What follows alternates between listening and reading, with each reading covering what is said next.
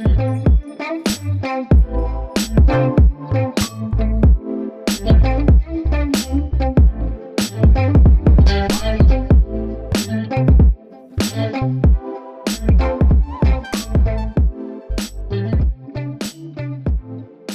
guys, welcome to Can I Kick It? Your host Alex Ray. Wanted to tell everybody I'm sorry I haven't put out an episode in a couple months, but I had some personal shit going on, and honestly, I'm glad I took some time out of Limelight, because you wouldn't have liked to have seen that, to be honest. I'm sitting here today with Lance Landis, a new but good friend of mine. We're at his tattoo shop, Altered Image, here in Vincennes. We kind of just happened spur of the moment, man. I'm glad it did. It's a great place for me to hop back in to the podcast. And so, how you been, man? What have you been up to lately? Decent, living the life. Is my mic working? I've got it hooked into my nipples for the simple sake of. Just put it on your.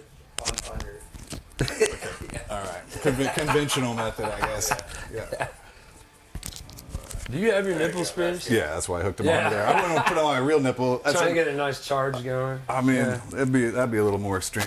But we should put battery on the left one and run it to the right one and just see. That does sound. We can fry out like your something nips. I would not enjoy. Yes, I tried to pierce my nipple when I was like 12, but here, I don't know if you can see. Look how little my nipples are. There's no nipple too small. That's I know. what I always say. Is that true? Yep. I split mine in half. I pierced a third nipple that was the size of that little thing right down there. A third nipple? Yeah. I met a girl with 3 nipples. It's on my it's on my portfolio on the website. Yeah, so AlteredImageTattoos.com. You can see a pierced third nipple. You won't see that anywhere else. Yeah, so I guess I really wanted to pick your brain about being an entrepreneur in Vincennes. And I guess we could start by like going into, how'd you end up in this town? Because I know you're not from here, right? Well, I mean that could take up the whole. What do we got? An hour? Because that's a pretty. I'm pretty good at guiding the thing. Yeah, you know, I can get us away back to some major points. So. All right. Once upon a time, Lance Landis had no vision as to what he was going to do with himself, and wound up taking this aptitude test that kind of tells you like what your personality would be best at, and it gave me 2 options. One was that I scored the highest in. Movie production was one of them, like film arts, and then the other one was culinary arts, and the other one was fine arts. So at that time, I was an 18-year-old kid, and I thought, well, my girlfriend at the time's going to VU. Do they have film school there? Because that's what I really want to do. And they're like, no, they don't have it. And I was like, okay, well, in that case, they have culinary arts? And they're like, yeah, they do. I was like, I'll take it. So I just wound up coming down here, came down to Vincennes, and really didn't like the place. So, but for me, it was fun. It was fun for me to get out of my hometown, because that was my mission, was to get out of my hometown, which is the north side of Indianapolis. Any trip's a good trip. Right. Yeah. Something new. And I'd been here before for the Rendezvous because before I did tattoos and piercings, I did Native American reenactments for like Battle of 1812. Cool. So I did all that. Made Native American reproduction as artifacts, weapons, primitive clothing, etc. So I did that all through my teens. And anyway, I'd been down here once before. I didn't like it at this time when I moved down here, because that would have been 90. I'm going to date myself here. So yeah, you are. At that time when I came down here, I came to college in 95. So at 95, Vincennes was very hillbilly. Like it was. Yeah. Like there was really just not as much as there is now. So at that time, so you thought, I'm going to change it?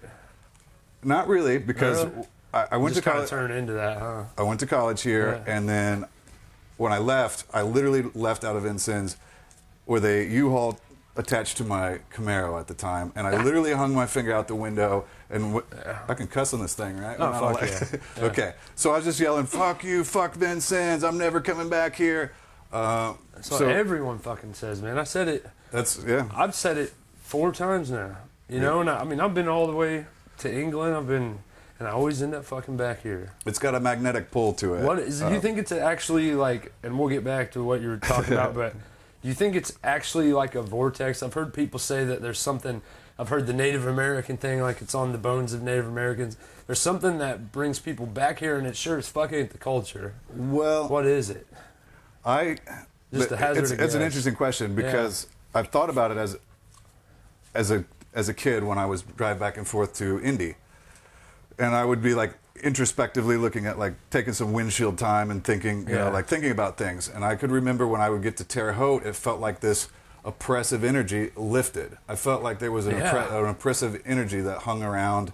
I thought the same thing. The whole radius of Vincennes. So, I mean, it is in a valley, which I've thought about that before.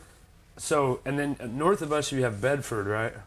And then Bedford, Bloomington, that whole area, and there's a lot of limestone there. And then south of us you've got Louisville, Kentucky, and there's a lot of rock quarries there. You know, you're driving down the highway, you see the rocks on the side, and then here it's sand. So if you believe in like hippy dippy type shit with crystals and stuff, this is sort of a vortex, and there's a river running through it, mostly full of chemicals now, but. Well, I mean, there's some kind of draw. I don't know what it is. It's like a negative and positive draw. So it managed to suck me back in as well. I mean, it is known for sucking you back in. I've never heard of another place that's like, oh, you can't leave here. You'll just keep pulling you back. And, so I went up to Indianapolis and started working at tattoo shops up there for 2 years. And my dream was to open my own shop at some point. And I was working for a guy. So this was right after tattooing and body piercing became legal. Because what most people don't know is that when I started, which would have been here, I started in like early '96. It was illegal. It was a felony. It was considered practicing medicine without a license to do tattooing specifically. That was the worst one. Some shops did exist, only a couple. So northern Indiana, up by like by Hammond, would be. There was a guy that was called. Awesome. He had Tiger. Roy Boy was his name. Okay. So like, he's a famous founding father of the tattoo industry. Like he really kind of cracked the egg, and like he was unstoppable. Like he was just kind of like this rebel that didn't care if it was illegal or not. You know, he had a good public draw, and people just loved he was him. Just like he probably would have been like the beginning, like the original Joe Exotic, you know, but with tattoos. You know, so like, you know, had crazy snakes and like tattoos instead of meth. Yeah, it was probably all of that too. Because this guy was crazy, man, and like he had all these girls, and they'd always have like snakes around him and stuff. So like he was just a larger than life personality. Freak show shit, yeah. But he was cool. He was the one that kind of cracked the door open. And then all of a sudden, the door got more than cracked open in '97. In June of '97, they just lifted the ban on tattoo and body piercing, and then it was no longer illegal. Gold rush. Right. Yeah. And at that time, everything started sprouting up. Like, I didn't have the money to go open a shop or anything like that. So I'd been working for a guy and saving money, saving equipment, getting it all ready for that.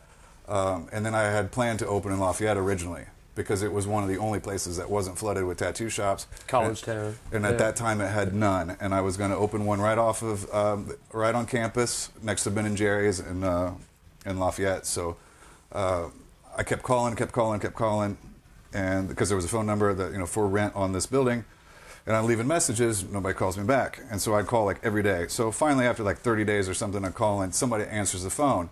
And I'm like, yeah, I'm calling about the commercial building that you have for a lease, you know. And they said, oh, no, it's already rented. I'm like, what? You know, I've called this a whole bunch of times. I'm like, okay, so the curiosity is killing me. Like, what's the business that's going to go in there? And they said, oh, it's going to be a tattoo shop. I'm like, you got to be kidding me. So now I'm blocked from all sides, because Bloomington was stocked with it. Butler University was Indianapolis, and it wasn't really a big enough college for me to shoot for. Bloomington, I don't know if I already said that. It's full. And I'm like, fucking Vincennes. And so I asked the one guy that like I really respected. He was kind of a mentor of mine. Not kind of, he definitely was. Like in the tattoo world, or just no, just in a mentor in general? general. An older guy that I met down here. His name was Mark Whiting, and he was 32 when I was like 19. So I looked up to him like he was a really intelligent guy. So he kind of mentored me in life a lot, like an older brother that I never had. And so I called him because I valued his opinion, and I said, you think Vincennes is ready for a tattoo shop yet? And he said, yeah, actually, I think that'd go over really well. I'm like, no, I'll go check it out. So we came down here, and some snooping. Yeah. I was broke as a joke, man. Like literally, it was me and like my. The best shit always happens when you're broke. Like I don't, or maybe that's just a perspective thing. You know? Yeah, I mean, that's been the history for me. Like, when I'm bottomed out, I guess it's just there's nowhere to go but up, you know. I don't know, or maybe I'm just more hungry, or third. You know, It's true. Yeah, That's right. That's Yeah. kind of what I'm getting at. You have to have one extreme to appreciate the other extreme. Absolutely, yeah. Yeah, you wouldn't be hungry if you're well fed. So That's that true. That would probably be the best Appreciation way. goes a long way towards vision, I'd say. For sure. So you come back to Vincennes. You had to know you were going to have some backlash from Right. Yeah. Well, so the city. That's Yeah. we just kind of. Yeah. Guns So blazing. well, Yeah. I drove around the town. Like I was with my dad, my girlfriend, and my friend at the time because like I'd never leased anything except for an apartment, like a commercial building or anything like Yeah. that. So we all came down together and we drove around the town, and I didn't see any tattoo shops, and I'm like, sweet, you know, I'm like, I think this will work. And I started looking at all these different buildings. I looked at some on 7th. I looked at some on Main, and I didn't like the layout of them.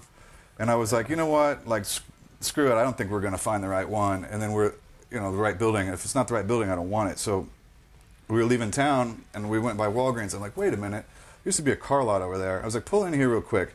And so like we pulled down. This was a car lot, wasn't it? Yeah, next door. Damn, Yeah, forgot. next door was. Yeah. And this one was, so the main building was right here. We see the parking lot. The parking lot's literally filled with like weeds up to your chest in the cracks in the concrete. Ugly building, and I'm like, big parking lot. I'm like, let me check this out. So like I got out and ran up, and there's a little tiny little sticker in the window, and it said, for rent. I was like, all right. So like I came back and like wrote it down on a notepad and came back to the truck or got in there, and I was just like, this is it. This is the one. Yeah. Like there was no questions asked for me. It was like the same thing of that tattoo shop or potential tattoo shop in Lafayette next to Ben and Jerry's. I'm like right next to college, like plenty of parking. I'm like, I don't care. We'll remodel it. This is the one, no matter what happens. So that was the birth right there. And then we literally drove down here every night back and forth to Indy because I didn't have enough money to stay in any hotels or anything. Yeah. My father and I and one of my good friends, we came in here. I had like no construction skills. My dad did because Demoed the bitch out. Right. Yeah. Yep. So we Sledgehammers and sweat. Yep. And we did that under the cover at night because my dad actually worked a full-time job in Indianapolis, so he was who we needed to have like showing Well, me. props to like, your dad for having your fucking back. Oh, man. That's awesome, man. That's a understated blessing. Yeah. His help and his faith in me are definitely what drove me to where I was. Because if I ever thought about faltering at some point in time, like anywhere Unacceptable. in the history, like it wouldn't be, my dad wouldn't like shame me for it. I would shame me for it because for, his effort, if I let him down in any way, would be a form of disrespect. So Yeah, it's like, I'm not mad at you. I'm just disappointed. That shit goes a lot further than like a heavy hand. Right. And I really My wanted dad it. was the same way. I totally get that. We slept on the floors back here by the bathroom, my friend and I, my dad, for, I don't know, about 2 months or something like that. We had newspaper over the windows. It was all covered. And we would just work in here like all night behind the newspapers, and nobody knew that we were going to open until we opened. So That's a smart move, like keeping it under the cover at night until it's time to pop the cork off this bitch, and especially in a town like this, because I mean you lived here, so and not to put this town down too much, but everybody knows the deal. It's like pretty heavily Christian, some traditional values. So you you did it quick. Right. So there's not time for backlash. there was no before you time even for got- opposite. Yes. Yeah. Well, That's someone once 5D told me. chess shit. Yeah. Someone once told me it's better to get forgiveness than permission. Oh yeah. So that's kind of what we did. And that's how it was born. But yeah, we just kind of sprung it on Vincennes, honestly. Yeah. Like we didn't go asking for this or that. Like, I mean, we've, Stay within the law. And, yeah. and surprise, here we are. And it's actually kind of even funnier because there was another shop, I'll pay it homage, but once upon a time we were bitter rivalry that Really? went on for 18 plus years of like bloody bar fights and guns pulled and cops and crazy stuff that went on, lawsuits in between the two of us. I mean, it was a hardcore. Some Tupac and Biggie stuff. Yeah, well, Hatfield and McCoy's, and it was like Vincennes. It was definitely an intense rivalry, and that's actually how the $5 piercings were born. It was born out of an extreme offense that I made against the other shop. But Damn. I didn't know that they were. That blew you up though, didn't it? For sure. It did put us on the map. Yeah, and when I rented this place, I didn't know that there was another shop. Like I didn't really understand. I thought we were the only one here. Well, it comes to turn out by a few months, there was another shop, and then. So they thought you were doing it to spite their face, kind of thing. Yeah, and that on top, the owner of that was an old school guy, and I give a lot of respect to old school. Any of the old school founding fathers. Not that I'm going to say that he really was one, but he was a more old school. Like they weren't. A lot of new tattoo shops come from a time where you're going to get a guy that's got like a fine arts degree, or maybe they own the shop but they don't do tattoos and piercings. I mean, back in the day, the guys that owned the tattoo shops were rough ass bikers that didn't mess around. Like you couldn't. And a lot he of was prison, education. exactly. Yeah, exactly. So. He was more got a fucking badass history as far as like outlaws and stuff. I mean, that's pretty common knowledge. But to go from prison or being military, you know, I see a lot of tattoos come out of military people as I was in the Army. Mm-hmm. To go from that to starting a business, that's kind of like why I wanted to talk to you, man. Because I want a lot of the audience, people that are out there thinking about starting a business, that are just kind of overwhelmed. Extremely overwhelmed by the idea of even starting a business, to kind of know how you did it, because then they know that they can do it too. That's what really changes communities, man. It is. And businesses. I mean, people starting their own business, not to mention getting away out from under the thumb of the government, you know, and working for these giant corporations, selling your hours per week and not being able to go see the world. Do things like that's super important. It's a big reason why I wanted to talk to you today. That is the American dream. I mean, we were founded on that. We forgot that, you know, at some point. A lot of us, anyway. Yeah, I mean, for $10 an hour, you know. I mean, if there's an idea and there's a way and you've got a dream, it's possible. I mean, any of it's possible. If it's been done before, it can be done again. So I mean, anything could be duplicated, or it all depends on your drive to get there. You know, if you really want it, you're hungry enough and dedicated enough, it can happen for anybody. It's just you gotta be just determined. Just trying by talking to you and a lot of other people in town. I've talked to a few people. Like I'm gonna go talk to Carl Yeltz, who started the Vincent's Best barbershop, and like I want to stoke the fire in some of these kids' minds, because I don't think that they're really paying attention. They're like, oh, it'd be cool to have a business, but they don't do it. You know, so them seeing you. And seeing what you've done because I mean the tattoo culture, how much would you say it's affected Vincent since you got this going? I mean, whatever answer I would give would sound a little bold, potentially cocky, but do it.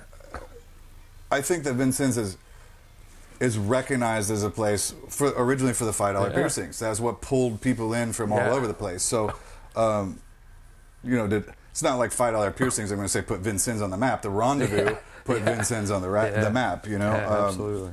And being the first city put Vincent's on the map. But a lot of people do know about it. You know? But people drive here for other reasons, for other businesses. We have other things. I don't know, meth. I mean, we have a lot of that. I think people come from all over for that, don't they? Rural King. Rural King's pretty. Yeah, you got to get your ammo. They're popping. Yeah. But yeah, no, there's a lot of other things that are, you know, I would plug some local businesses that I think that are fantastic, that are born of local people or people that went to Vincennes University. One would have been Quickies, you know, Gabe from Quickies. Yeah, Gabe. We were in college together in culinary arts, so you know, and he did, in my opinion, phenomenally well. He beat the curse of the building of 6th Street. I worked there, the first business. Oh yeah. Yeah. I was just a young punk. Hey man, we'll get right back to it. We're gonna go ahead and take a break.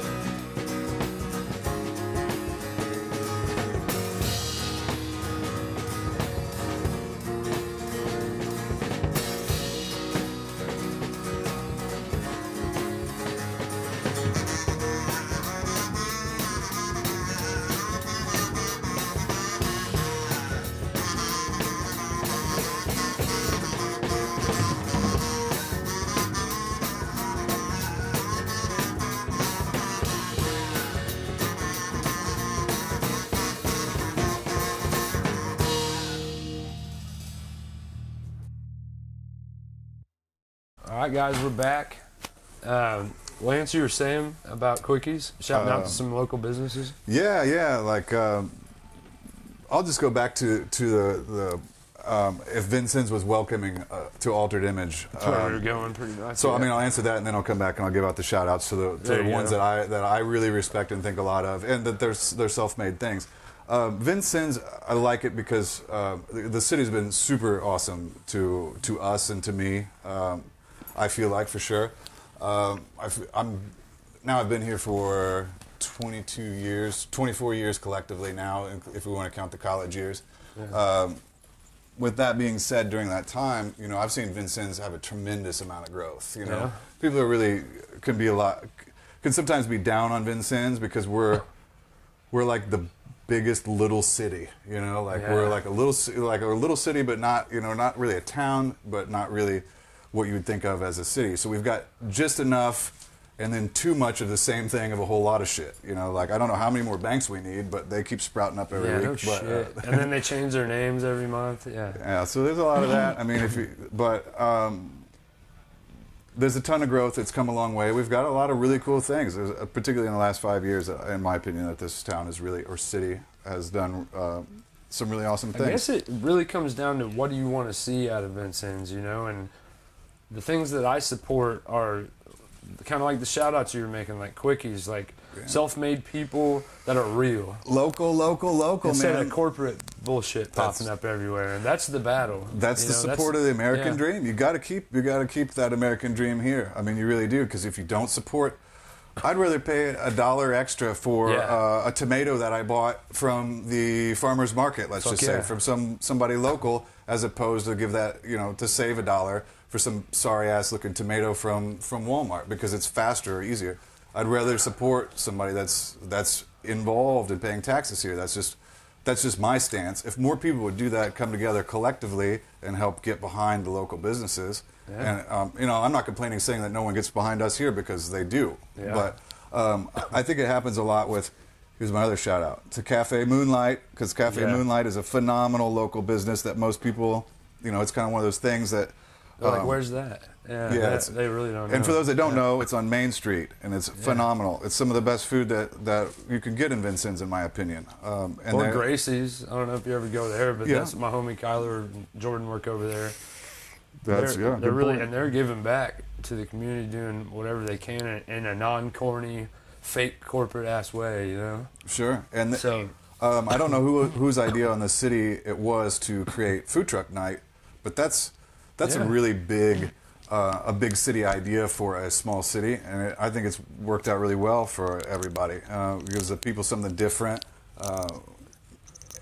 and a lot of variety, and particularly another one too, that's an all-star, in my opinion. I'm sure my buddy over here that's standing would agree. It's Dynamite. Oh yeah, like Dynamite's a phenomenal business. Like, coconut curry, boy.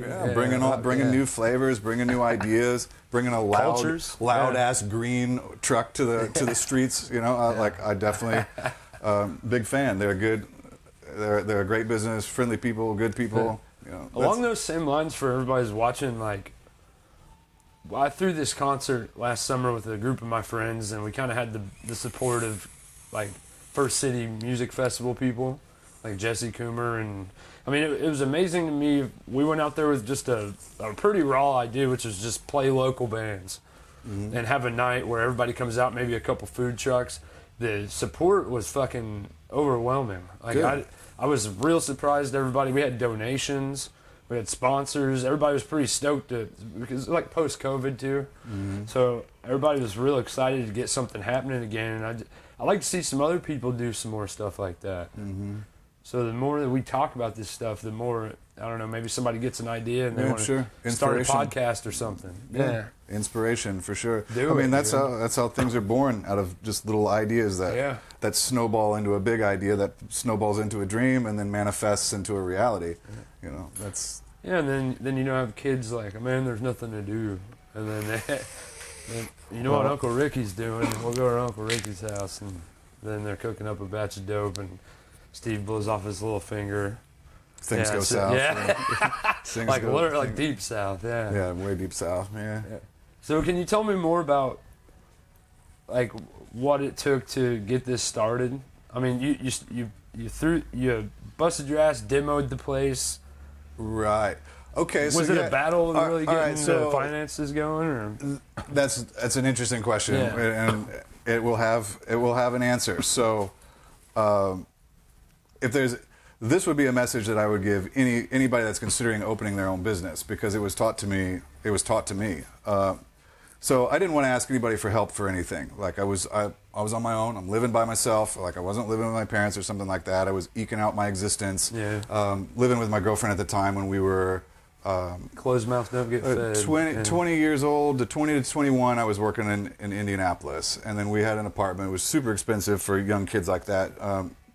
Anyway, but during that time, I was saving up items that I know that I would need for the tattoo shop to open, and eventually that I would open at some point. But I still was missing the main components. One of which is an autoclave, which sterilizes the tools. Yeah. So that's an essential chunk of equipment, and those are about $2,500. Mm-hmm. A massage table for the piercings, because you have to have the right kind of table. Sometimes you get really big clients. You can't just be using like a regular table or something, you know. So you got to be all inclusive. All right, that one was a big one, because you have to use a medical grade. In my opinion, you have to use a medical grade piercing table, because it's designed to handle all sizes of people. So that was a big one. Other than that, I was pretty well ready to go. But that would have made about a $4,000 total or something that it was going to be.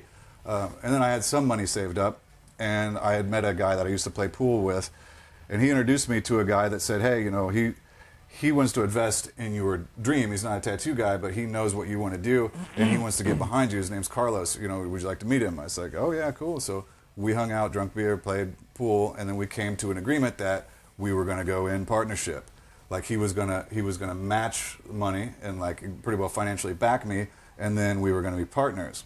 And so I'm all stoked about it, you know. You're new to it, and and I'm all excited because I see where this is going. I'm like, I'm going to be able to open this thing, you know. And so I'm all excited about it. And contract time, we signed a contract. We totally signed a contract, and it was all good. And I called my dad to tell him, I'm like, it's finally going to happen. You know, I was like, I'm going to open a tattoo shop, you know. And he was like, you got everything all saved up? And I was like, well, not exactly. I was like, he's like, well, then how are you going to do it? I was like, well, I met this Carlos guy. We signed a contract, you know, and we're going to do partnership. And my dad's not the kind of guy. He's just like, oh yeah, okay, cool. You know, he's not a guy with a strong opinion that he'll ever cram down anybody's throat. That's why if anybody that ever meets him, they're like, oh my gosh, how's your dad? You can meet him for like 5 minutes, and some guy 20 years later, I'll be like, so how was your dad? You know, like that's the kind of like impression that he leaves, because he doesn't ever ruffle any feathers. And he said, you signed a contract? I said, yeah. And he's like, how much money is he going to give you? And I was like, well, $4,000. And he's like, yeah, the first rule of business, never have a partner. So that's the rule that I would perpetuate, because that's what was taught to me. And then as time went on, I saw other partnerships that would start, particularly with tattoo shops or hair salons, and they always take a nosedive. Really can kill a friendship too. Oh, it's over. Forget Forget it. Yeah. You'd never mix business with before friendship. it even ends. Yeah.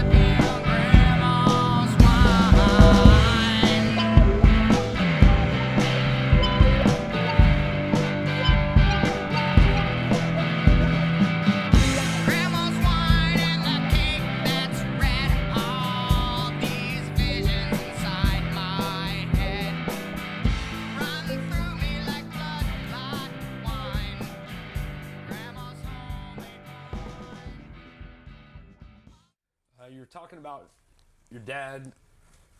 He ruffled your feathers. He definitely did have a strong opinion about this. He did Which not. was odd for him. Which was Yeah. It was profound for me to notice that. Like, whoa! I've never seen him get so Something's up. animated. Something's It's up. because all his experience in business is not himself, because he wasn't ever a business owner. He just worked for a lot of different people. So at that time, he worked at different businesses, different corporations, etc. And the partnerships always went south. So from what he'd observed in his time at that time, I think 99.9%. right, he'd seen them fail and knew, because he's not a business guy. My dad, that's not my dad. He's not a business guy. So, but he knows at least he knows people, and he knows if something's not going to work out, that's not good odds, and not to pursue it. So I guess that's where it came from with that, and he definitely pushed that opinion towards me, and I still maintain it to this day.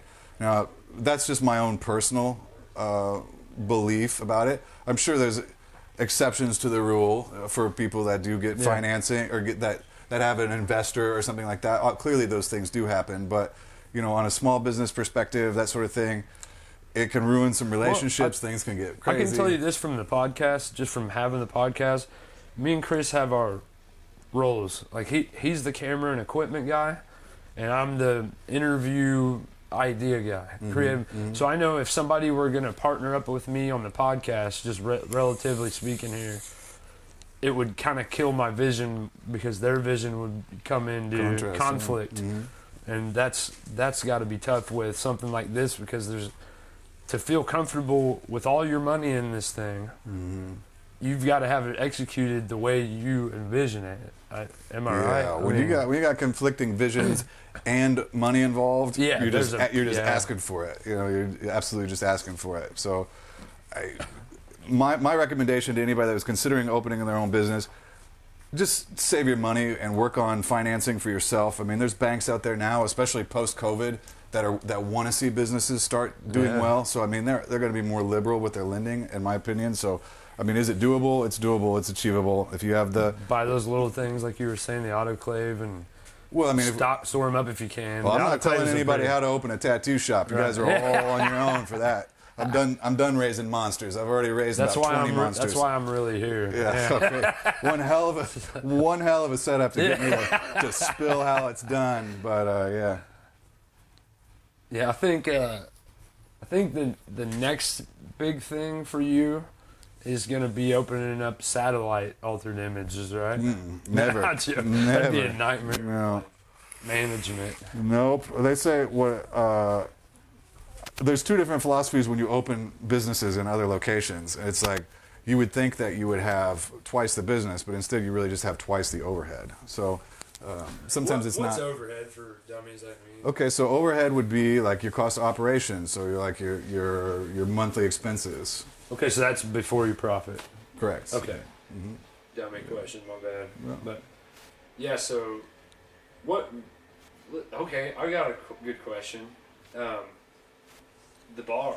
Oh yeah. Yeah, let's. So that was a fun place. I think everybody in town has a story from Cincinnati Saloon. I imagine they do. Rest in peace. Yes, to listen to. So how did the fuck did that happen? Because that was back when your hair was down to your ass. Right. Yeah, that was when I was coming out of high school. I was just right at drinking age, and then you opened that place up. I remember everybody's like, "Hey, that's Lance." I was like, "Oh, cool, that's the tattoo shop guy." But how did you go from the tattoo shop to the bar? Is it something you always wanted to do, or Well, what? yeah, because originally I came to Vincent's for culinary arts, so food is a passion of mine. Like, there was good food there. You're right. I forgot about that. Yeah, because the Cincinnati, you might have come to it when Cincinnati was a bar, but it started as a restaurant. So a little both. We did have a late night menu that did have some food on it. Did you have some gator tail or something? Right. At one point, which was a little bit of exotic stuff. Yeah.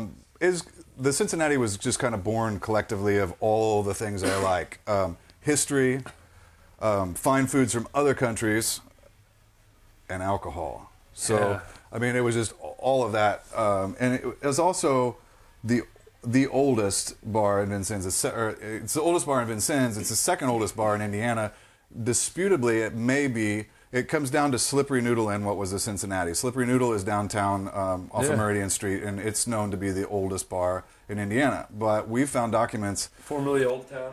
What were you talking about? Slippery Noodle? Slippery Noodle has always been Slippery Noodle. Yeah, it's been Slippery Noodle, so it's okay. like a jazz bar downtown in Indianapolis. But Oh, in Indy. My Right. fault. I was thinking here. Okay, Yeah. never mind. No, as far as the oldest bar in Vincennes, unquestionably the Cincinnati was. We brought back the Cincinnati's original name because that's what it was called in, That was gonna be my next in question. 1855. Yeah. So that's what it was called then. We found documentation of it. We met with the Knox County historian. We pulled that up, and so I'm like, oh, I want to know all the details. Tell me what was there, and all of that. So we learned about. I learned about that and tried to bring it back to what my vision, because it had been modernized. It had been remodeled in like the 60s, and then remodeled again in like the 80s, and it was like. Were the guts still there from? The way, guts way were back? under everything. Okay. So, like, I just basically started tearing into everything and then just ripped it down to the 2x4 posts, like on the inside, because it shares walls with the neighboring buildings. We ripped it down to that, left the original floors, and tried to bring everything back to it as best as I could see how I thought that it was. And it was great. So it was fun for me to bring back history back to life, for people to see it and enjoy it again. Feel connected to it. Yeah, the I was history. bonding with it. I would talk That's to a it. great feeling, man. I'd actually talk to the building and like let it know that I was doing it favors, like that I wanted to see it back to where it was. I bonded with it. I loved it. I loved the Cincinnati as Breathing life a into building, it, and as an idea as well. So then my other vision was So it was just art at that point. It wasn't even a building anymore. It was just kind of this thing you created. yeah, it was a recreation, I suppose. But yeah, my main idea, it was not. I never started the Cincinnati as a way to like with dollar signs in my eyes. I started it with the completion of a vision that I had as a culinary student that wanted to bring different food that would just kind of blow your mind. Like, whoa, this is a whole new thing. It's not a breaded tenderloin or a deep fried mushroom. It's like, oh my gosh, Yeah, what those is things it? have their place, but Right. I wanted something different, like oh man, alligator, steak, sushi. There wasn't sushi in Vincennes until the Cincinnati was people around. are coming for that. Yeah. They're definitely showing up. They showed up a lot, and we made everything from scratch. That was the thing. Like, we made all the soups, all the gravies, all the marinades, hand cut all the steaks. So that's kind of therein is what actually killed the culinary part of it. That's kind of where I wanted to go, was like, do you think it's better for a business to only have dollar signs in mind, at least for a while? Ooh. You know what I mean? I or is it I'm sure there's a balance there, but you better have dollar signs in your eye. You must, right? If you want to make that your primary living. If it's just your a hobby. If it's just your vision, it's just something that you want to make, for like, some people are happy to make some iron sculpture and leave it in a park somewhere, and like their art forever lives there, so, and they're happy with that. And then some people, need to get paid to do that. So if you need to get paid, because they really can't do anything else. Like I'm sure they could do something else, but you know what I mean? Like, some people want to live their dream and they have to make money to do that. Right. And when you get that taste of desperation, I feel like man, this has to work. Mm-hmm. Then the art fails, or for whatever reason the heart doesn't come through in the product. And then I'm sure that transfers to restaurants and bars too. Yeah, that's one of the worst businesses anybody can ever play. I've heard that multiple times. Food. Yeah, it's just it's a tremendously risky business to get into. I don't want to, just because the overhead, we could go on about that for days, but permits, food is just real delicate because it has a shelf life. So I mean, and then if you got an $8 steak that at your cost and you're sending it out there, it's a $20 steak or something like that. One of your chefs burns it. Well, guess what? And then you're throwing that away. Or maybe like the door of the refrigerator got cracked, and then the temperature dropped everything, and the refrigerator went bad. You lost thousands of dollars. It's like I just looked over here because my friend owned a food truck. We both had food trucks at one point. But yeah, to answer the question, it's an interesting business. Yeah. The Cincinnati was born as just to be able to bring the community some different foods and to just like have a wow factor, and you got some cool memories out of it. It was for me to just live out some dreams that I wanted to do. I think that every guy kind of has a dream to have a sports car, have a hot tub, have a pool table, and to date a stripper. And I got news for you: any of those 4 things may sound fun, but when you get one, they are a huge pain in the ass, and then you don't want one anymore. So I've done one of those 4 things. Well, and it probably ended the same way. Yeah. Two. Probably ended the same way. It really did. So yeah, no, I just had a great time with the Cincinnati. Really closed down the kitchen after 2 years because I started spending winters in Florida, and then we went full blown bar. And full blown bar was not my passion. I never really wanted that. There was enough bars here, but you know, a bottle of vodka wasn't gonna go bad like a whole tenderloin was or something. So then it turned into a party bar, and we had fun. And then I had enough of it. I'm like, I'm done with this party life, and so then I sold it and bought a house in Florida. You didn't try to like hand it off to somebody close to you and just kind of be owner from the shadows? No, it never works that way. No, right, in fact, not for you, huh? Or for anybody. Really? For anybody. Yeah. I mean, like for example, the cash register, the actual cash register, not of the Cincinnati. I just mean the mechanical item was invented in the West because they had such a problem with their bartenders stealing. Like, to itemize everything, because it is such.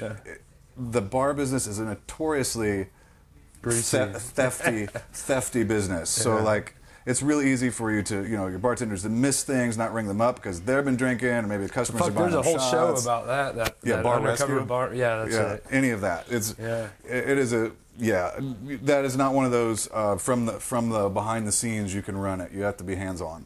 So. All right, man. So I think we got enough time to kind of dive into this because it's a pretty deep subject. This is one of the. I had a bunch of more stuff that we could talk about, but this is a big one. So I ran into you. I've known you for a while, maybe 10 years or something, but I ran into you last time I was going through some pretty heavy stuff, and I want to get into all that. But I guess I could say it was a breakup. Pretty serious with somebody I was in love with, and I came in here. I don't know where. I was sitting at home, and I just got paid, and I was like, man, what can I do today? And I was just feeling awful, like you will after a breakup. So I come in here, and usually it's not you here when I've come in the past, but it was you. Mm-hmm. And I said, man, I want to get my nose pierced. And this is an idea that just popped in my head, and I pulled up, and you were standing on the porch like you always are, and me and you talked for a good while. I think I was hanging out here for like 35, 45 minutes. Mm-hmm. Pretty good. It was like therapy. It was beyond just the piercing.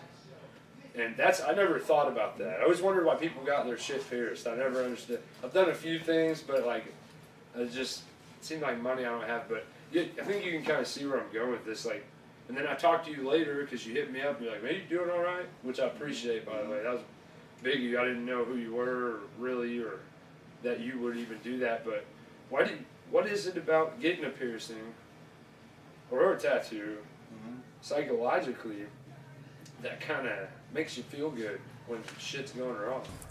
Well, there's a lot of factors. Oh, shit. Yeah, that is a deep one. So yeah, get ready. 9 times out of 10, I would say, when someone comes in here, they're searching for something, and I don't mean like a design. I mean they're searching for something like a part of themselves. Internally. Yeah. They're looking to grab a hold of something physical to alter themselves. Sometimes maybe they're feeling not good about themselves, or they're experiencing a tremendous amount of emotional pain, and they want to feel something that's going to be a physical pain that will distract them from the internal pain that they're feeling.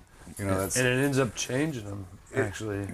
Which is kind of in the name of the shop, altered image. You're altering altering your image to the way it is that you're perceived by your peers and to the world. So and sometimes to yourself as well, because then you can gain some strength off of it. There's a whole lot of things going on. One of which is a distraction from your emotional pain.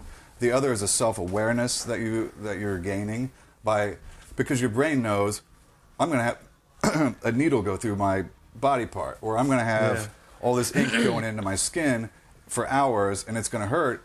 But you bypass that. You're telling your brain, okay, we're gonna forget that we know about pain, and we're gonna go for what we want, and we're gonna override our body. Because humans will do as much more to avoid pain than they will to seek pleasure. That's like one of the kind of one of the rules of human behavior. And with that being said, Oh, it's built in. It's biological. right, Yeah. it's biological. And so for you to actually be able to override your biological desire to avoid pain and actually embrace it, it's a very self-rewarding achievement that you've got. So then you get a surge of, okay, for an example, there's a lot of chemical stuff that goes on with it as well, because when you're getting tattoos, your body releases, chemicals called endorphins, and those endorphins are basically a natural anesthetic to your body. It's a response and reaction to pain. But then the other thing that you get too, so that's a chemical. So in a way, it's that release of those endorphins. You also get endorphins when you ride like roller coasters or Run real far. skydiving. Yeah, for me, it's running. Yeah. Right, Yeah. and it'll release your endorphins then. So another thing too is that you might get by overriding the idea of pain, and then you're like, fuck yeah, I'm a badass. I just let him run a needle through my nose or my septum or my nipple or whatever it is. And then when you're done with that, you have this thing that goes off in your head, and it's a dopamine release, which is a powerful chemical. It's actually the love drug. So like when we experience a dopamine rush, you also get a dopamine cocktail after an orgasm. So just so you know, like so it's a similar thing. So it's like it's pleasing and satisfying, and you're like, I did that. So when people are like, oh, tattoos and piercings are addictive. Well, there's a fucking reason for it. Yeah. It's because we have a chemical reaction that's taking place when we do that. So and then some people just need that in a healthy way rather than cut themselves. Some people are prone to self-mutilation, and body art gives, particularly piercings, I think, is a big one for that. It gives them an ability to say, okay, I'm not going to put any more scars on my arm or my thighs or wherever I like to cut. I'm going to turn this into something that's decorative and that's appealing, and it's a healthy, in my opinion, or probably even in their own, a healthier way to manifest. I totally agree. Yeah. I mean, I've had ex-girlfriends, and I've done it myself in the past where I did a little bit of cutting just to change the way I felt. Sure. But in this way, I've got some tattoos, and I've had a couple piercings. But in this way, and then I've had a lot of Christian people in my family tell me, you're not supposed to mess up the temple. And it's like, well, I'm decorating the temple. Yeah. And that's something I do at home when things are kind of out of sorts, is I'll start cleaning. When I get nervous at home or things aren't working out and I have no control over my life, I'll start cleaning my room. So if my room's my temple, I start redecorating. I hang up some new pictures and literally physically change it. And sometimes that's a great, I'll tell you what, it was a good jumping off point for me in a lot of ways. Just talking to you after that, for that bad breakup and some other bad shit that happened to me. It was like a bookmark, a really solid point. That's another aspect. We have a saying in the industry, the old school guys anyway, is that you can tell the story of a man's life by his tattoos. So, whereas you might not really look at someone's and be like, oh well, I guess this means this, that.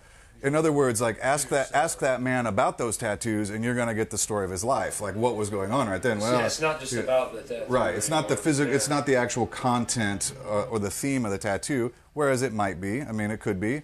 But usually there's a deeper significance. And that's why I ask a lot of times when people will come in for tattoos or piercings, what are you going through? And that's kind of a new thing. Oh, I bet you get off on that, like just hearing people's stories. And that almost sounds a little Miami Ink when we put it that way. But if someone, it also but because they come up with these radical stories, but dude. it is, and a lot of those people, not those people, a lot of us need someone to listen to, like when we're going through something. So you're not only getting a modification, you're also getting a little bit of therapy. Charlie Brown. Yeah, and you call it. They call it ink therapy. Well, I mean, you're sitting on the couch in a Freudian sort of way. You're right, man. We're gonna take another break, and we'll be right back.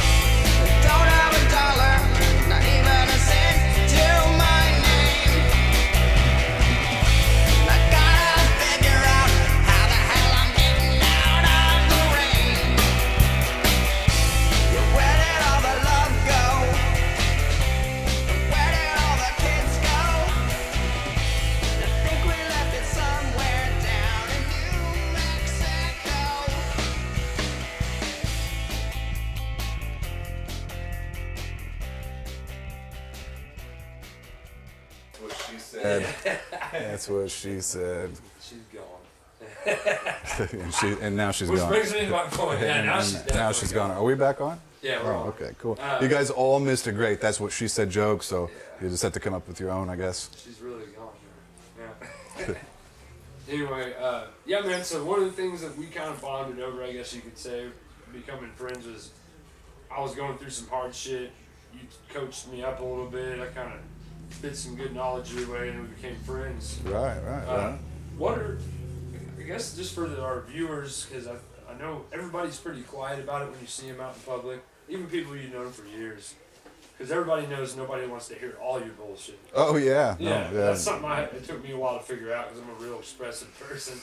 It's But true. I figured out over the years, man, there's a good Billy Strings lyric where he says, lesser said, sooner mended. Kyler Shields showed me that lyric and I never forgot it. So basically it means quit bitching and get on with it. But sometimes it helps to talk or come in and you got to have ways to channel it. What are some things that you have done in the past? 'Cause it seems like you've been through a hell of a lot, man. I mean, you're a bit older than me. I mean, we all have, but yeah, I mean, Just leaving with some good shit, you know? leaving with some good shit. Some of your biggest life lessons, I guess you could say, if you wanted to sum it up. Well, we talked about not doing business partners. That's one thing. Embracing your failures would be one that, and owning your mistakes. You know, I think that's a big one. You can't grow if you don't acknowledge and understand your mistakes. So that's a big one. You can't grow from it unless you realize that you fucked up or that you failed. You know, Benjamin Franklin said it, and he's a big mentor of mine. Whereas clearly he's dead. Ben and I didn't hang out and fly kites with keys. You know, but like I got a good one from him. Fish and visitors smell in 3 days. Say it again. Fish and visitors smell in 3 days. Oh yeah. So it means like if somebody comes to visit you, a family member, and don't let them stay longer than 3 days. I agree. Yeah, I mean that's 10 virtues is beautiful. And an incredibly wise man. I mean, like just the things that he did throughout his life. That, you know, I'm not going to bore everybody with the history stuff. I'm a history nerd. I love Ben Franklin. He's not the dude on your $100 bill that looks like some fat bald guy he was originally actually one of America's very first bodybuilders, and he was an avid swimmer as well. So he was, and he was actually an indentured servant to his brother. So he was technically a runaway slave, and he went to Philadelphia with nothing but like a quarter in his pocket, and he arrived there with just the clothes on his back. He basically kind of pimped his way there because he was an attractive, tall, muscular dude, and he actually got with a woman that kind of supported him while he could get up on his feet.